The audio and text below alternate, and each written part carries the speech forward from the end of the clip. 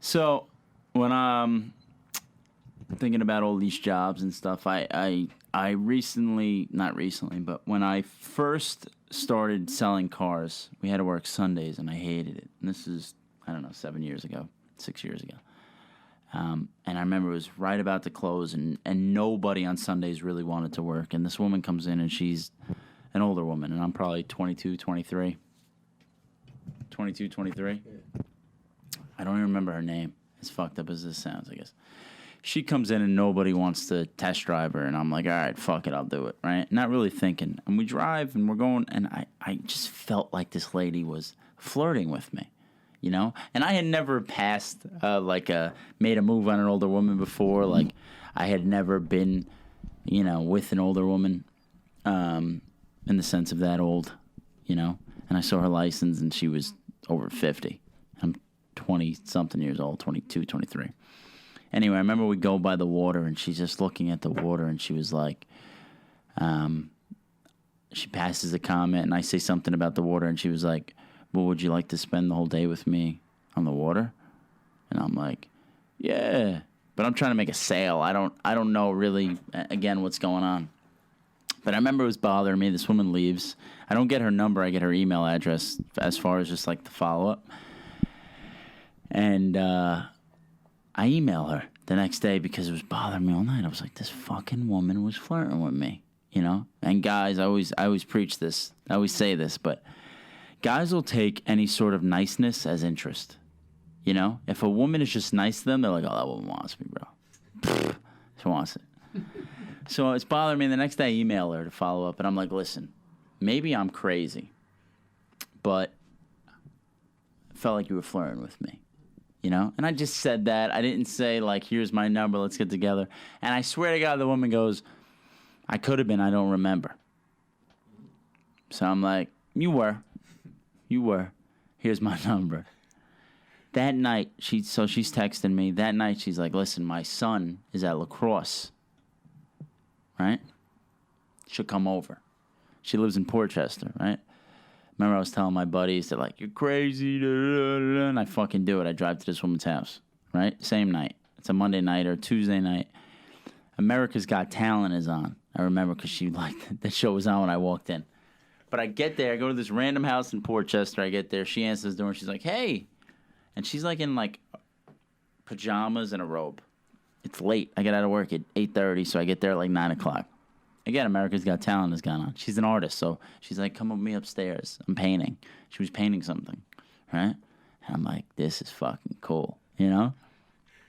So I was pretty uptight back then.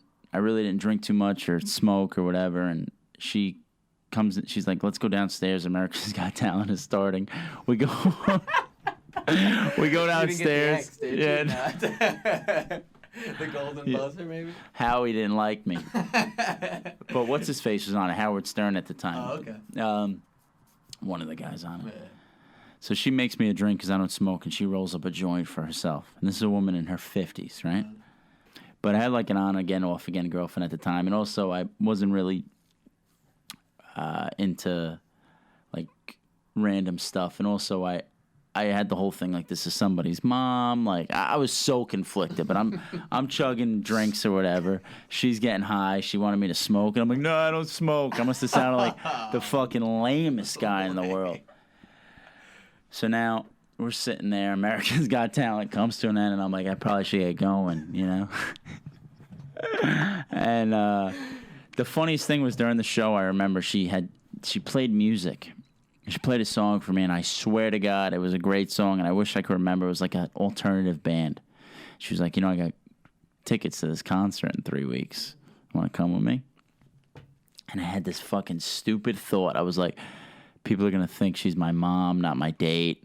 Worrying about what people think. I'm not going to go. So I'm like, I'm busy. She's like, okay, well, maybe we'll do something else sometime. You know, meanwhile, she probably just wanted to show off some young thing, get spun around all night, and come back and see if she still got it, you know? Hit the wrong So she finishes her joint. America's Talent ends. I basically tell her I'm not going to see her in 3 weeks. And I walk with her to the door. And I'm leaving. like such a punk. And I remember she says to me too, she's like, whatever you got going on right now, it's working. And I remember the shirt I was wearing, the way my hair was, the scruff. And she's like, don't change it. Yeah. The reluctance. The tentativeness. My insecurities at the forefront. Insecurities. And I remember I was thinking, I was like, oh shit, whatever I'm doing right now is working. This is cool. And I'm about to leave, and she goes, you gotta kiss me. And I turn around and I kiss her. And it was a good kiss, right? Like I knew I had brought it, you know? And I remember she takes a step back and she goes, wow.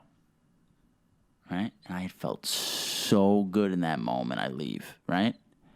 I get in my car. No bullshit. I got a text message after that kiss. She goes, I wish you wouldn't have left. I really wanted you to take me on my stairs. And I was such a chicken fucking shit at 22 years old. I assumed, if I bang her on the stairs, I gotta marry her. I don't know. Then I fucking hop in my car and I drive home. And I remember I sent her a text the next day because I was such a fucking chicken shit. And I was like, you know, I don't like to do it. I was like, I got my tongue bit. I was like such a punk. I don't remember the girl's name, woman's name. I will say this, so then we stopped talking, obviously, because she was looking for a real man.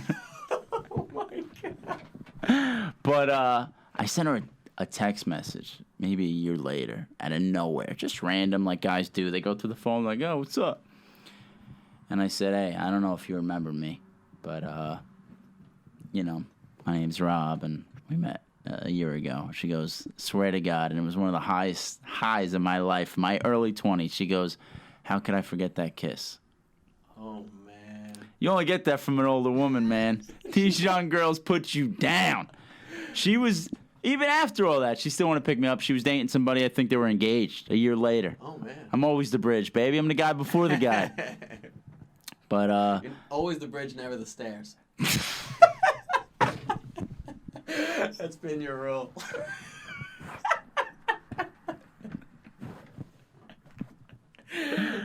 But that was a sign of things to come with older women. But that was my first encounter with an older woman. And shout out to her, and I'm glad you didn't forget the kiss.